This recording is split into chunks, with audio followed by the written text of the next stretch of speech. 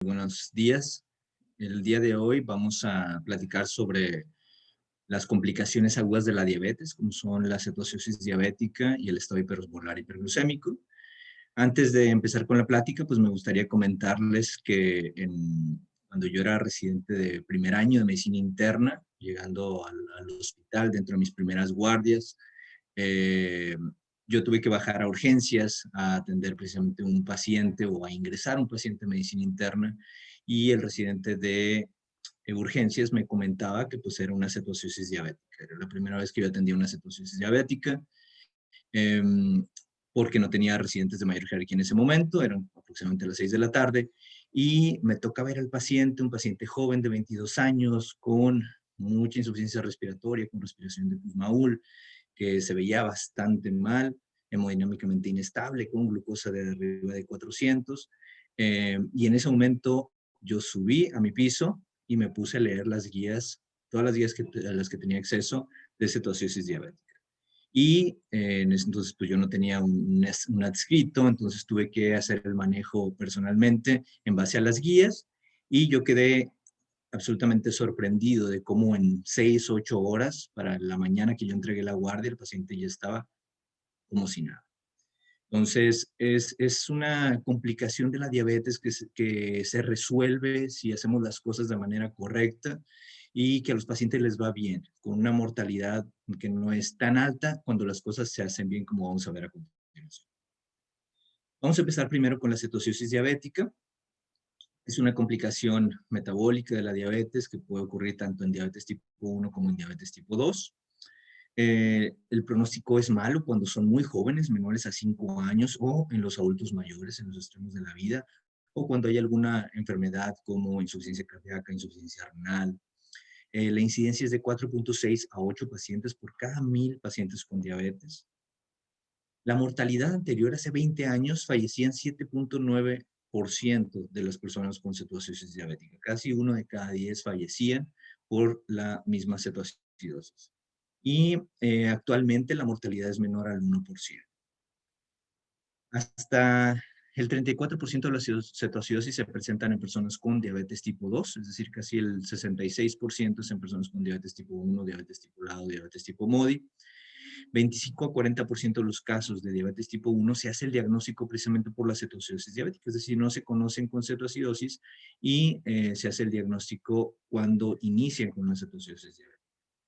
En el embarazo, la incidencia es baja, 1 a 3%, pero en las mujeres embarazadas que presentan cetoacidosis diabética, la pérdida fetal va del 10 al 25%. Es una mortalidad muy alta para el bebé. ¿Cuáles son los factores desencadenantes de la cetoacidosis diabética? En primer lugar, las infecciones, principalmente infecciones de vías urinarias, infecciones respiratorias, pulmonares, neumonía, gastroenteritis, problemas de trastornos alimenticios. De hecho, la paciente más complicada que me ha tocado tratar por cetoacidosis diabética me tocó en la clínica de Joslin de diabetes en Boston y era una paciente con anorexia nerviosa, que ella no quería comer y por lo tanto no quería aumentar de peso, entonces no se ponía insulina, entonces acababa con cetoacidosis diabética muy frecuentemente. Entonces, hasta que no se resolviera la cuestión emocional, la cuestión psiquiátrica, se iba a poder resolver el que no estuviera teniendo cetoacidosis diabética. Eh, el, eh, el abuso de los padres también puede ser una cuestión emocional que puede estar propiciando, desencadenando cetoacidosis diabética. La pancreatitis, trastornos, enfermedades endócrinas como son la acromegalia, el aumento de hormona de crecimiento que genera mucha resistencia a la insulina, el hipertiroidismo que también genera mucha resistencia a la insulina, el síndrome de Cushing por el aumento de cortisol, que es una hormona contrarreguladora que genera también mucha resistencia a la insulina, el uso de corticosteroides, que ahorita con COVID es algo muy frecuente, estamos utilizando mucho dexametasona como parte del tratamiento de COVID, las tiazidas, el uso de cocaína, eh, son desencadenantes de una cetoacidosis diabética en un paciente con diabetes tipo 1 o diabetes tipo 2. La fisiopatogenia, que aquí nos vamos a enfocar un poquito, lo más importante es una disminución de la cantidad de insulina muy importante. Prácticamente cuando la insulina alcanza un nivel muy bajo o casi cero, es cuando vamos a generar una cetoacidosis diabética y esto va acompañado de un aumento en las hormonas contrarreguladoras, hormonas que hacen que se aumenten los niveles de glucosa, como principalmente el glucagón, ahorita vamos a ver más a profundidad, niveles de cortisol, la hormona de crecimiento y las catecolaminas como la adrenalina y noradrenalina. Esto produce un aumento de la producción hepática y renal de glucosa. Hay que recordar que el hígado y los riñones tienen un acúmulo muy importante de glucosa que responden a los niveles de insulina. Mientras menor insulina, entonces el hígado y los riñones liberan una cantidad muy importante de glucosa y eso contribuye al aumento de los niveles de glucosa en sangre. Y obviamente la captación disminuida en tejidos periféricos gracias a la deficiencia de insulina. La fisiopatología es relativamente compleja, pero nos vamos a enfocar en dos cosas. Los niveles bajos, muy bajos de insulina y los niveles altos de glucagón, que son los principales desencadenantes. Entonces, para generar una cetosis diabética, generamos una discordancia hormonal, es decir, una disminución de los niveles de insulina muy importante y un aumento en los niveles de glucagón. Y también el aumento en los niveles de cortisol tienen mucho que ver en la activación de la lipasa sensible a hormonas.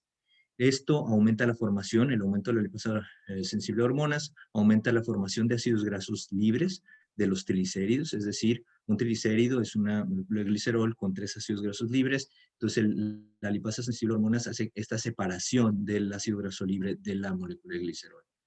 Estos ácidos grasos libres son beta oxidados para formar ácido acetoacético y beta hidroxibutirato y acetona y coenzima A en la mitocondria hepática. Nos vamos a ir un poquito más despacio con esto, eh, explicando que la oxidación de los ácidos grasos en la mitocondria es la fuente de energía principal del corazón y el músculo esquelético. Contrario a lo que mucha gente piensa, el corazón se alimenta más que nada de ácidos grasos, más que de glucosa. También el músculo esquelético tiene una fuente importante de energía gracias a los ácidos grasos y también el cerebro. Cuando no hay suficiente insulina que le pueda proporcionar glucosa al cerebro, el cerebro utiliza los ácidos grasos como fuente de energía.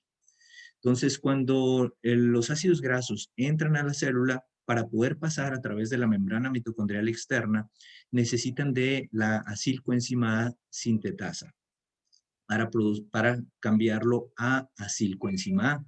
La acilcoenzima A entra libremente a través de la membrana mitocondrial externa, pasa libremente, pero para pasar a través de la membrana mitocondrial externa requiere que la carnitilpalmitoyltransferasa 1 o CPT1 separe el grupo acil de la coenzima A para poder unir el grupo acil a la carnitina, formando así la acilcarnitina. La acilcarnitina pasa a través de la membrana mitocondrial interna gracias a la translocasa de carnitina. Y ya estando adentro la acilcarnitina, la CPT2, que es la carnitilpalmitoyltransferasa 2, separa el grupo acil de la carnitina y une otra vez el grupo acil a la coenzima A, para que la acilcoenzima A pueda entrar a la beta oxidación. En la beta oxidación en la mitocondria lo que se hacen son diferentes pasos para la producción de acetoacetato, acetona y beta hidroxibutirato. Estos son los cuerpos cetónicos. Los cuerpos cetónicos son los que sirven como fuente de energía para el cerebro cuando no hay suficiente insulina, para el corazón y para los músculos también. Entonces, en resumen, la liberación de ácidos grasos libres, que es la lipólisis, y la oxidación hepática de ácidos grasos a cuerpos cetónicos, que son el beta-hidroxibutirato, acetoacetato y acetona, producen la cetonemia y la acidosis metabólica. La deficiencia absoluta de insulina y el aumento de las hormonas contrarreguladoras como el glucagón, la adrenalina, noradrenalina, hormona de crecimiento y cortisol hacen que se aumente la lipasa sensible a hormonas y esto es lo que genera que aumenten los ácidos grasos libres en el hígado. Esto aumenta la cetogénesis y es lo que produce la acidosis. Y también esta falta de insulina y aumento de glucagón va a generar el aumento de las enzimas gluconeogénicas en el hígado y en los riñones. Esto va a hacer que haya más gluconeogénesis, que es la formación de glucosa a partir de proteínas y grasas, aumento de la glucogenólisis, es decir, la ruptura de las cadenas de glucosa, y una disminución de la utilización de la glucosa por la falta de insulina. Y esto es lo que va a generar la hiperglucemia. Al aumentar los niveles de glucosa arriba de 180, los riñones empiezan a tirar glucosa a través de la orina, generando diuresis osmótica, y esto genera mucha deshidratación y cambios electrolíticos que vamos a ver a continuación. También existe otra condición que es la cetoacidosis diabética normoglucémica, que estamos viendo de manera relativamente frecuente comparado con lo que se veía antes. Y esto es por la utilización de los inhibidores de SGLT2 como parte del tratamiento de la diabetes tipo 2. Vemos que aquí en México tenemos 3 inhibidores de SGLT2 del cotransportador sodio glucosa tipo 2, que son la empaglifosina, la dapaglifosina y la canaglifosina. Y cuando vemos los estudios comparativos, por ejemplo, con empaglifosina, vemos que el 1.2% de los pacientes con placebo generaron una cetoacidosis diabética y cuando usaban empaglifosina subía hasta el 4.3%. En dapaglifosina el placebo era 1.9% y con dapaglifosina de 10 miligramos, perdón, es el 4%. Cuando nos vamos al total de los pacientes que usan canaglifosina, dapaglifosina o empaglifosina, vemos que se aumenta hasta 14 veces el riesgo de tener cetoacidosis diabética, de los cuales el 71% son cetoacidosis diabética normoglucémica. ¿Esto por qué es? Es porque los inhibidores del cotransportador sodio-glucosa tipo 2 aumentan la secreción de glucagón pancreática y también disminuyen la reabsorción, o aumentan, perdón, la reabsorción de los cuerpos cetónicos a nivel de los riñones y esto aumenta la acidosis. Existe otra condición también que se llama diabetes propensa a cetosis, que son pacientes de una edad entre 30 y 50 años, que tienen obesidad grado 1, que tienen anticuerpos negativos, entonces no hemos podido diagnosticarlos como diabetes tipo 1 o diabetes tipo LADA, y tienen todo el fenotipo de diabetes tipo 2, entonces se clasifican como diabetes tipo 2, se tratan como diabetes tipo 2, pero sin ninguna causa precipitante generan cetoacidosis diabética, que aún desconocemos la razón exacta de por qué sucede esto. ¿Cuáles son los signos o síntomas? Principalmente, el paciente general va a sentir poliuria, polidipsia, polifagia, náusea, vómito, pérdida del apetito, un dolor abdominal generalizado por los cambios electrolíticos que generan inflamación a nivel del músculo liso, se va a sentir cansado, puede tener pérdida de peso importante en el caso de los pacientes con diabetes tipo 1, y van a tener algo que se llama respiración de Kussmaul. Es una respiración muy elaborada, con mucho esfuerzo, muy profunda, muy forzada. Esto tratando de bajar la acidosis, tratando de barrer el CO2 para que baje los niveles de CO2 y que aumente el pH. ¿Cómo se hace el diagnóstico de la cetosis diabética? Básicamente, niveles de glucosa arriba de 250, lo que nos dice la Asociación Americana de Diabetes, un pH menor a 7.3, bicarbonato menor a 18, anion gap, que es la suma del sodio, menos el cloro más el bicarbonato, mayor de 10, y cetonas positivas, ya sea en sangre o en orina. El anion gap, como lo mencionamos ahorita, es el resultado de niveles de sodio menos el cloro más el bicarbonato. Normalmente es un nivel de 12 aproximadamente y en cetoacidosis diabética siempre vamos a tener el anion gap alto. Otras de las razones para tener el anion gap alto, aparte de la cetoacidosis diabética, es acidosis láctica, la cetoacidosis alcohólica, el consumo de metanol, etilenglicol, salicilatos y la uremia por falla renal. Muchas veces, cuando queremos hacer el diagnóstico de cetoacidosis diabética, pues nos preguntamos si es lo mismo tomar unos gases arteriales a unos gases venosos. Y efectivamente, la diferencia entre el pH en unos gases venosos y unos gases arteriales es de 0.002 a 0.15. Entonces, realmente se puede hacer diagnóstico y se puede dar tratamiento y seguimiento por medio de gasometrías venosas. En el examen físico, ¿qué es lo que vamos a ver? Tenemos que tener atención con la vía aérea, ya que en una cetoacidosis diabética severa el paciente puede llegar a tener estupor o coma. Hay que estar viendo el estado mental del paciente para decir cuándo es necesario intubación, el estado renal y cardiovascular, ya que como vamos a utilizar una cantidad importante de líquidos, queremos saber si los riñones están funcionando bien, si el corazón está funcionando bien para que tolere esta utilización importante de líquidos para la rehidratación del paciente. Tenemos que checar que no tenga alguna infección, principalmente infecciones de vías urinarias, infecciones respiratorias, ya que, por ejemplo, en el caso de las neumonías, por ejemplo, en adultos mayores, que es muy frecuente, tomamos la radiografía posterior anterior lateral y vemos que no hay ningún infiltrado. pero al momento de rehidratar, entonces ahí ya aparece el infiltrado. Por eso tenemos que tener mucha atención en cuanto a otros síntomas, como la tos, como la fiebre, como la expectoración, y los leucocitos para saber si realmente tiene alguna cuestión infecciosa que pudiera estar desencadenando esta cetoacidosis, y el estado de hidratación. Hay que observar las mucosas, la turgencia de la piel.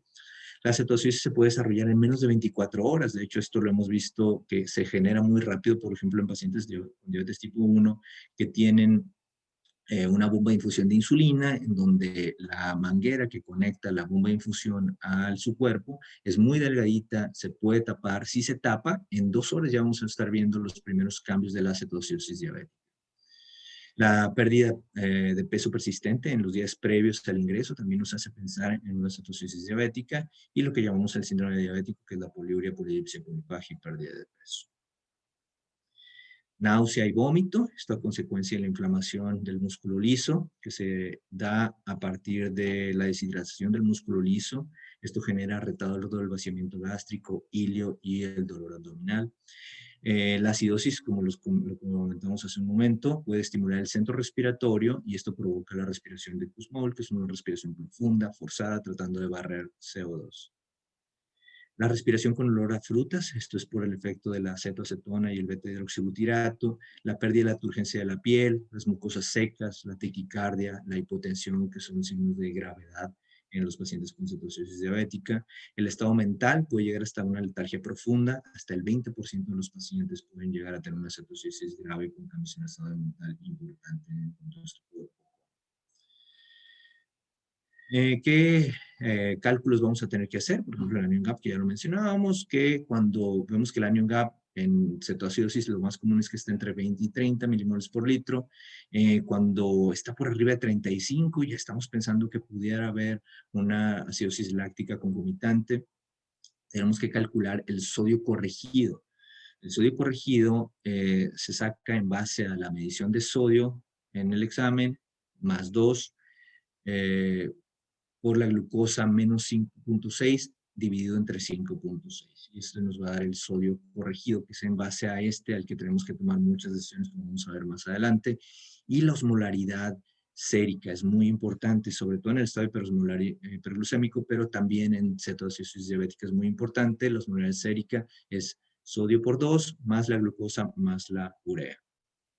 Otras formas de sacar el sodio corregido, de acuerdo a diferentes guías. Por ejemplo, si la glucosa está en menor a 400, nos dice el sodio medido más 0.016 por la glucosa en miligramos por decilitro menos 100. Y si la glucosa está en más de 400, nos dice que el sodio medido más 0.024 por la glucosa en miligramos por decilitro menos 100. Entonces hay diferentes formas de sacar el sodio corregido. ¿Cómo clasificamos a la cetoacidosis diabética? La clasificamos en leve, moderada y severa. Por ejemplo, una cetoacidosis severa son pacientes que tienen un anion gap muy alto, arriba de 16, que tienen un pH menor a 7, que tienen estupor o coma, ya cambios neurológicos importantes, que nos habla de mucha deshidratación, de un cambio, de un aumento en los niveles de la osmolaridad sérica. Un bicarbonato menor a 10 también es un marcador de una cetoacidosis severa. En el caso de una cetoacidosis moderada, un anion gap mayor a 12 pero menor a 16, un pH entre 7 y 7.24, están estuporosos, un poquito dormilados, y el bicarbonato entre 10 y 15. Y una cetoacidosis leve, con un anion gap entre 10 y 12, con un pH entre 7.24 y 7.3, están alerta y tienen un bicarbonato entre 15 y 18. Se habla de una cetoacidosis leve de fácil resolución. Y los marcadores de severidad que nos deben de hacer pensar sobre ingresar al paciente a terapia intensiva es cuando el pH está en menos de 7.1, cuando el bicarbonato está en menor a 5, una cantidad muy baja, y el anion gap mayor a 16. Y los niveles de potasio en los extremos, muy bajo, menor a 3.5, o muy alto, mayor a 6, principalmente. La deficiencia de líquidos en cetoacidosis diabética es aproximadamente 100 mililitros por kilo de peso. En el caso de la deficiencia de sodio es de 7 a 10 mil equivalentes y en el caso del potasio es de 3 a 5 mil equivalentes. Ahorita lo vamos a comparar con, por ejemplo, el estado hiperosmolar, que es una deficiencia todavía mucho mayor en cuanto a potasio y líquidos. Los estudios iniciales, obviamente glucosa, si están más de 250, unos gases venosos, que vemos un pH menor a 7.3. En el examen general de orina, vemos cetonas. Lo ideal es cuantificarlas, pero aquí en México es complicado, entonces con que salgan positivos nos ayuda a hacer el diagnóstico de cetosis diabética, y un bicarbonato menor a 18. El tratamiento, pues queremos mejorar el volumen circulatorio y la perfusión tisular, queremos disminuir la glucosa y la osmolaridad plasmática, disminuir los cuerpos cetónicos, corregir las alteraciones electrolíticas de sodio y potasio principalmente, identificar y tratar los eventos desencadenantes que principalmente son infecciones. Hay que estar checando la glucosa cada hora, a cada 2 horas. Esto lo vamos a ver un poquito más a profundidad más adelante. Electrolitos séricos y gases venosos cada 2 a 4 horas, dependiendo del paciente. Vamos a estar valorando la depresión de volumen, qué tanto tiene de déficit de volumen. Y el objetivo principal es que la reducción de la glucosa se haga aproximadamente de 54 miligramos por decilitro. Si vamos más lento que esto, tenemos que hacer ajustes en el tratamiento importantes. Y la reducción de las cetonas a 9 miligramos por decilitro. Eso es cuando tenemos cuantificación de cetonas. El mejor tratamiento es la hidratación y la insulina. Entonces, en cuanto a la hidratación, solución salina es el mejor para expandir volumen. El déficit típico de agua, que lo hemos visto, es de 100 mililitros por kilo y debe ser corregido en las siguientes 24 a 48 horas, y para esto vamos a hacer algunos cálculos más adelante. El primer litro a litro y medio de la reposición debe ser en solución fisiológica al 0.9%, es decir, llegando a urgencias, luego poner 1 litro a litro y medio de solución salina al 0.9% para 1 hora, o incluso en bolo. De 500 a 1000 mililitros por hora de solución salina al 0.45 o al 0.9%, dependiendo de los niveles de sodio. Si está en menos de 135, queremos usar solución salina al 0.9, y si está en más de 135, queremos usar solución salina al 0.45% en las siguientes 2 horas. El sodio corregido mayor a 140 y la osmolaridad mayor a 340 se relaciona con un déficit todavía más importante de líquido en ese paciente. La insulina, de acuerdo a las guías, nos dicen que hay que poner 50 unidades de insulina rápida en 50 mililitros de solución salina. Yo diría que es mejor poner 100 unidades en 100 mililitros de solución salina, ya que sabemos que vamos a utilizar bastante insulina en este tipo de pacientes y durante algunos días. Aquí hay discrepancias en algunas guías. Por ejemplo, hay guías que nos dicen, sabes que hay que dar un bolo inicial de 0.1 unidades por kilo por hora y luego continuar la infusión a 0.1 unidades por kilo por hora. Hay otras que nos dicen que podemos iniciar sin dar el bolo con la bomba de infusión de insulina a 0.14 unidades por kilo. Si la glucosa no disminuye en un 10%, 54 miligramos por decilitro en la primera hora, entonces se administra ya un bolo de 0.14 unidades por kilo.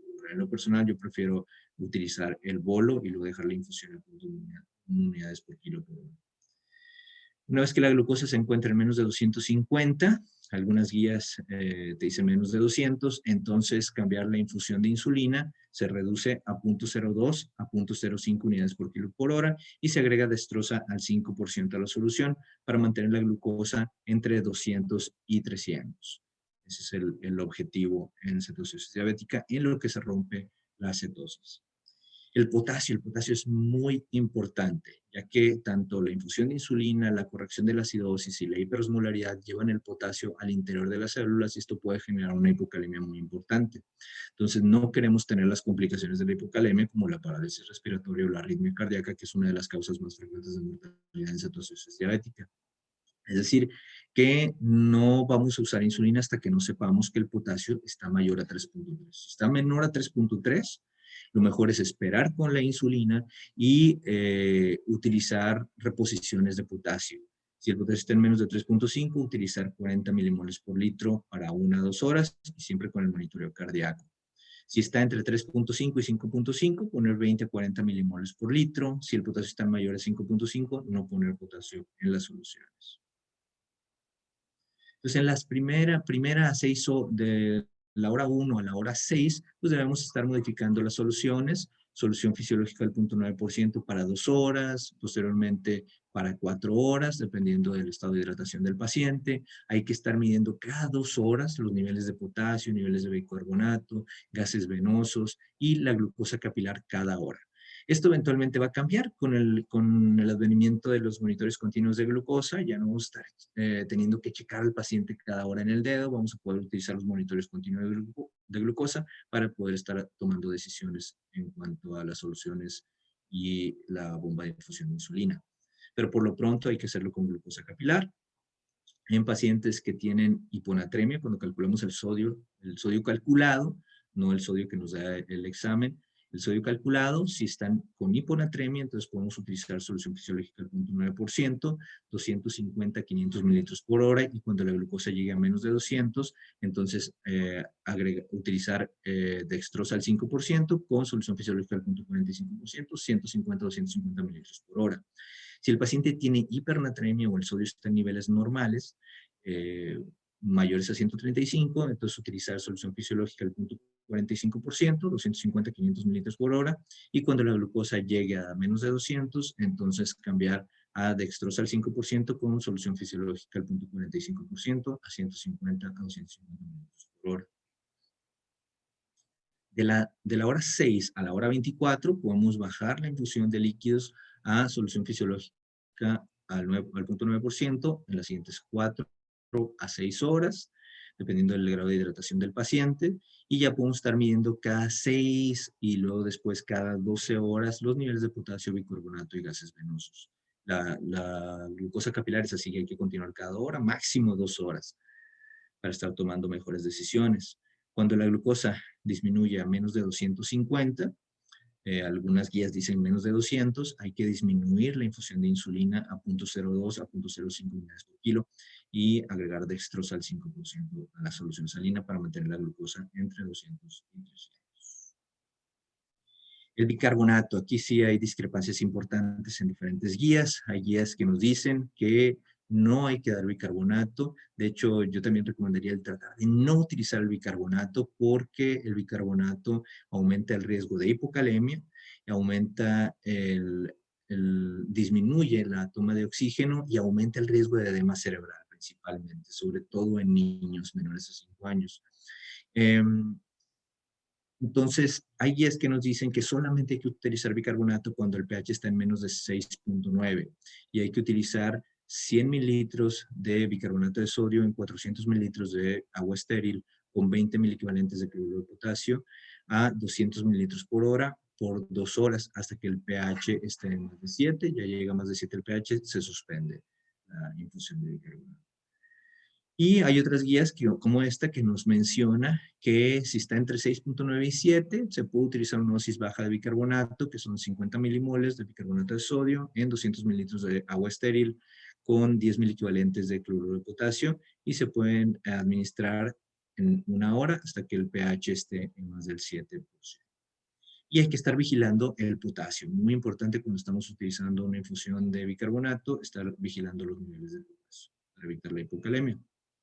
Esas son otras guías que vale la pena porque está todo resumido en un cuadro muy pequeño que sirve muy bien para los médicos que tratamos cetoacidosis para poder estar al pendiente de todo, tanto de los niveles de sodio, de si va bajando los niveles de glucosa, de si utilizar o no bicarbonato. Por ejemplo, en esta guía nos menciona que si está arriba de 6.9 es mejor no utilizar el bicarbonato, solamente si está en menos de 6.9 el pH. Y también nos menciona que si está en más de 135 el sodio, entonces utilizar solución salina al 0.45, 250 a 500 mililitros por hora. Y si está en menos de 135 el sodio, poner solución fisiológica al 0.9%, 250 a 500 mililitros por hora. Y la disminución de la bomba de infusión de insulina cuando la glucosa llegue a menos de 200. Y esto lo vamos a ver ya en el estado hiperosmolar, aquí es diferente cuando llega a menos de 300. Y también ellos recomiendan no utilizar el bolo, sino iniciar con la bomba de infusión de insulina a 0.14 unidades por kilo por hora. Y si la glucosa no baja más del 10%, entonces utilizar otro bolo de 0.14 unidades por kilo por hora. Los criterios de resolución de cetoacidosis diabética cuando la glucosa ya está en menos de 200, el bicarbonato está en más de 18, cuando las cetonas están en menos de 0.6 milimoles por litro. Generalmente cuando medimos cetonas en base al examen general de orina, pues realmente no nos sirven como guía, ya que estas cetonas en orina se tardan mucho en desaparecer, incluso ya habiéndose resuelto la cetocidosis, siguen saliendo positivos en orina. Y el pH mayor a 7.3 y un anion gap menor a 10. Son los criterios de resolución. Ahora, cuando ya se resolvió, ya tenemos 2 gases venosos con diferencia de 6 horas que nos dice que ya está resuelta la cetoacidosis, entonces ahora tenemos que hacer cambios importantes. ¿Qué es lo que tenemos que hacer? Por ejemplo, vamos a escoger una hora a la que vamos a suspender la bomba de infusión de insulina y esta hora es ya sea con el desayuno o con la comida. Hay que tratar de evitar de hacerlo con la cena o en la noche. Siempre trata de hacerlo cuando va a desayunar o cuando va a comer. Por ejemplo, si se resolvió la cetocidosis y la segunda gasometría ya es en la noche, mejor esperar hasta el siguiente día para hacer estos cambios, para que sea de día, que puedan estar más al pendiente del paciente y que podamos hacer lo siguiente. Es decir, vamos a suponer que escogemos la comida. Entonces, a la hora de la comida, ¿qué es lo que vamos a hacer? Unos 30 a 60 minutos antes, aunque yo recomendaría hasta 2 horas, poner la insulina basal. Si el paciente ya estaba utilizando insulina antes, podemos utilizar esta misma dosis que utilizaba en casa. Y si no, entonces lo que podemos hacer es utilizar la cantidad de insulina que utilizó en las últimas 24 horas en base a la bomba de infusión de insulina, menos el 30%, y poner 1/5 de esta dosis en insulina rápida antes de desayuno, comida y cena, y 2/5 de esta dosis en forma de insulina basal. Este puede ser de Glargina, de Gludec, de Temir. Entonces, aquí nos menciona de 30 a 60 minutos, yo les diría que 2 horas todavía también se puede poner la insulina basal antes de la comida. Luego llega la hora de la comida, ya le trajeron la comida, se aplica la insulina rápida que le toca en ese momento. A los 15 minutos ya empieza a comer y cuando empieza a comer entonces se suspende la bomba de infusión de insulina. Esa es la forma apropiada para evitar hipoglucemias y para evitar también hiperglucemias y que vuelva a caer en cetosis diabética. Las complicaciones de la cetosis diabética, que es lo que tratamos de evitar, la cetosis es una enfermedad inflamatoria sistémica y que causa un daño endotelial vascular que puede resultar en coagulación intravascular diseminada y patologías hipercoagulables tales como la embolia cerebral, pulmonar y trombosis del cerebral. Eso es lo que queremos evitar. 0.7 a 10% de los pacientes con cetoacidosis pueden llegar a generar edema cerebral, y esto principalmente es en niños menores a 5 años. Es muy raro que esto suceda en adultos. La hipoglucemia iatrogénica, la hipocalemia iatrogénica, el riesgo bajo de tromboembolismo arterial y venoso. Eso es lo que tratamos de evitar como complicación de la cetosis diabética. Y ahora vamos a pasar a lo que es el estado hiperosmolar hipernatrémico y vamos a marcar las diferencias con la cetoacidosis. En cuanto a la fisiopatología, aquí la fisiopatología es un poquito diferente, es decir, son pacientes que todavía secretan cierta cantidad de insulina. Es poca esa insulina, hay mucha resistencia a la insulina, diferente en el paciente con diabetes tipo 1, pero esta cantidad de insulina es suficiente como para suprimir la lipólisis y la cetogénesis, es decir, no generan la acidosis ocasionada por los cuerpos cetónicos, pero no es lo suficiente como para para regular la producción de glucosa hepática y renal y promover la utilización periférica de glucosa.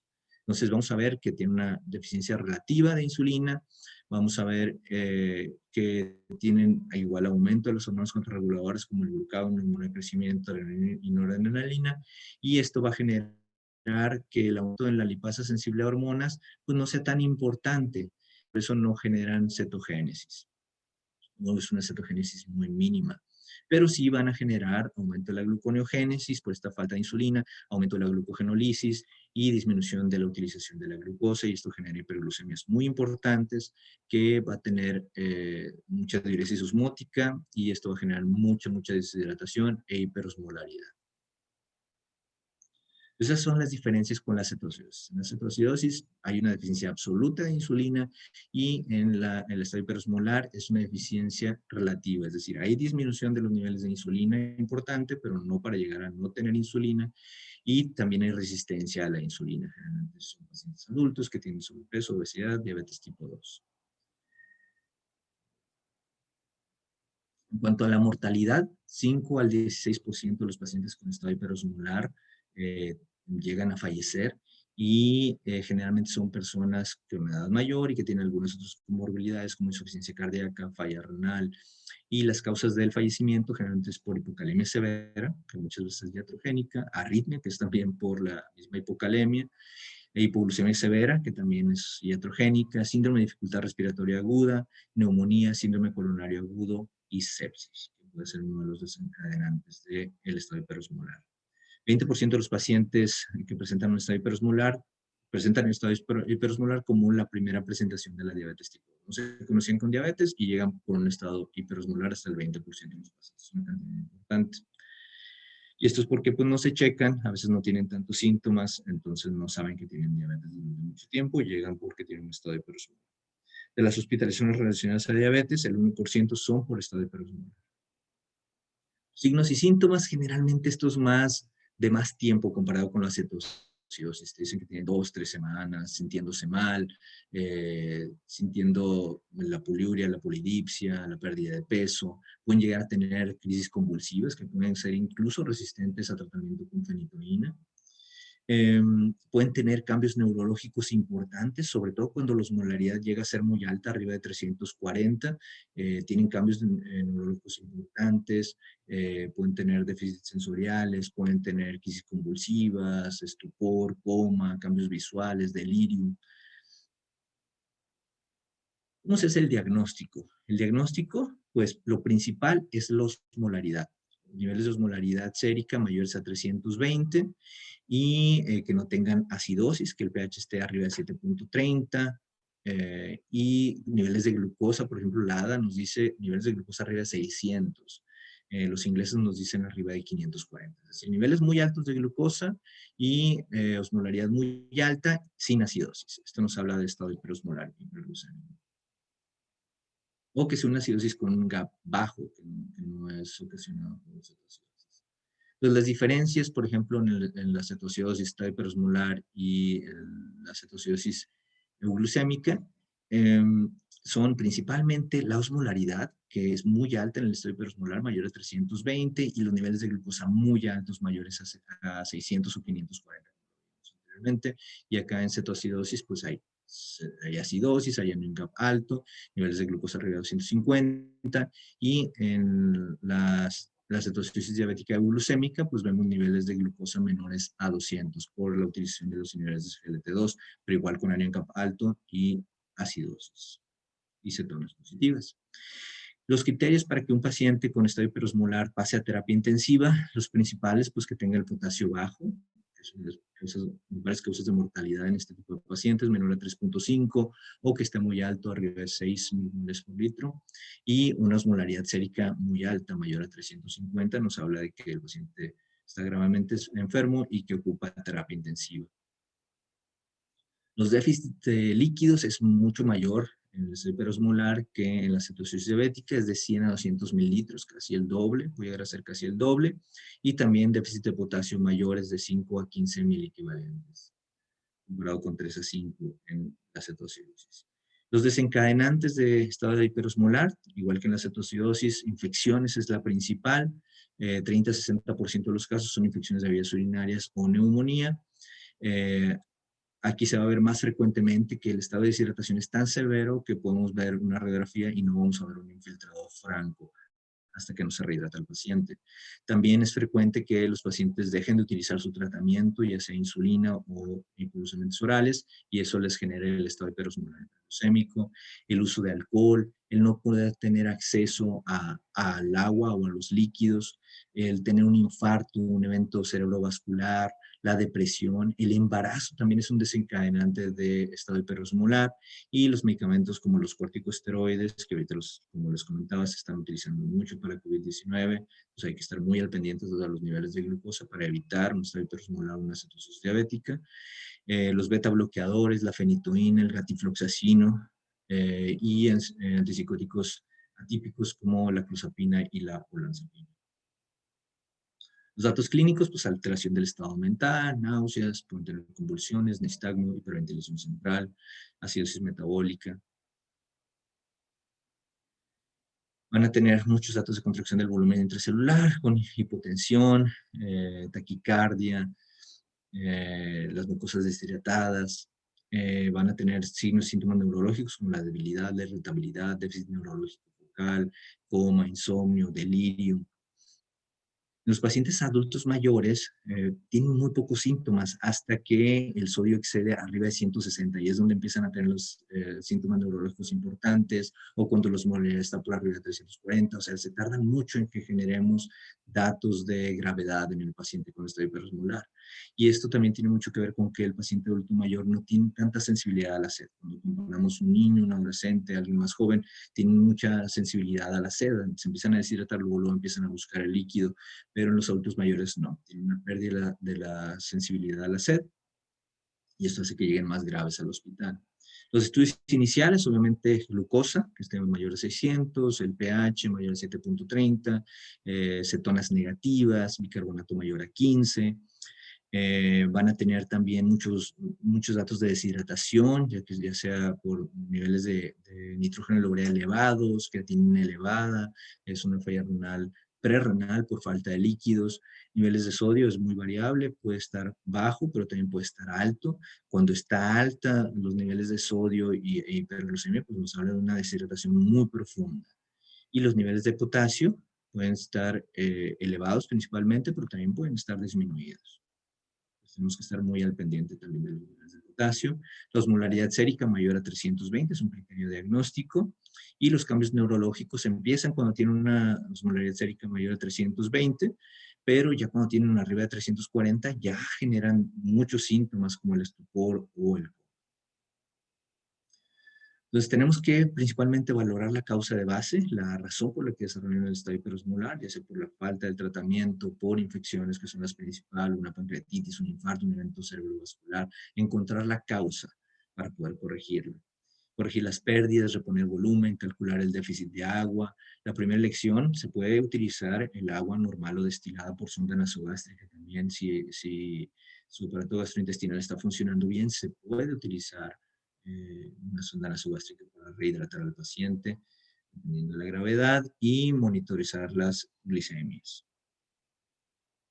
Igual que cetoacidosis diabética, también hay que poner el primer litro a litro y medio, es de solución fisiológica del 0.9% en la primera hora, pero hay que evaluar también el estado cardiorrenal. Hay veces que son adultos mayores que tienen insuficiencia cardíaca, que tienen falla renal importante, que no podemos tratarlos de la misma manera o tan rápido en cuanto a la rehidratación. La infusión de insulina, 50 unidades en 50 mililitros de solución salina, el bolo inicial, igual que en cetocidosis, de 0.1 unidades por kilo por hora y continuar a 0.1 unidades por kilo por hora. Aunque también existe la otra posibilidad de iniciar sin el bolo, con 0.14 unidades por kilo por hora, sobre todo en quien sospechamos que tiene potasio bajo. Si la glucosa no disminuye más del 10%, 54 miligramos por decilitro en la primera hora, entonces se administra un bolo de 0.14 unidades por kilo.